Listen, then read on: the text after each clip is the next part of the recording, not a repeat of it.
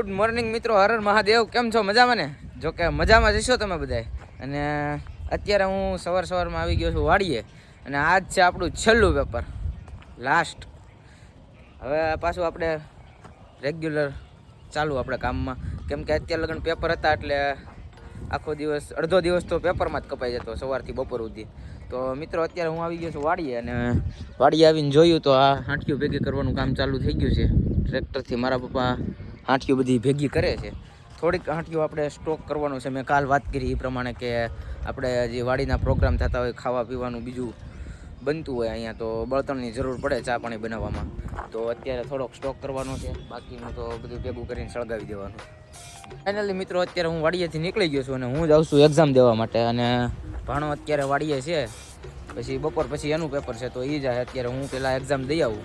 હું આવું એટલે ભાણો જાય.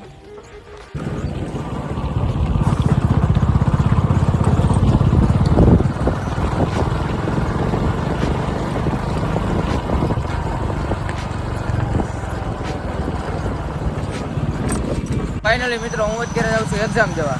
એની પહેલાં હું જવાનું છું મારું બધું મટીરિયલ લેવા બુક સ્ટોરમાં.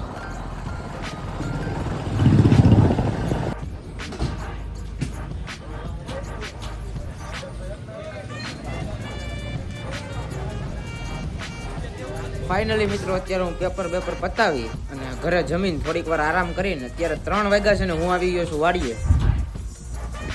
વાડીએ આવીને આપણે જોયું તો અત્યારે આપણું કામ શરૂ થઈ ગયું છે તલ ખેરવાનું.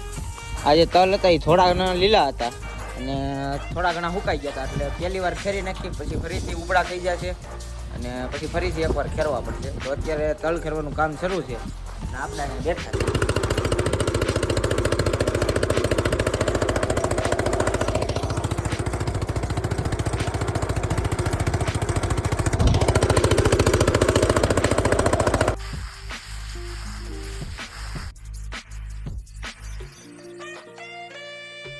મેં અત્યારે ખુલ્લા ખેતરમાં આ ગાયને છોડી છે.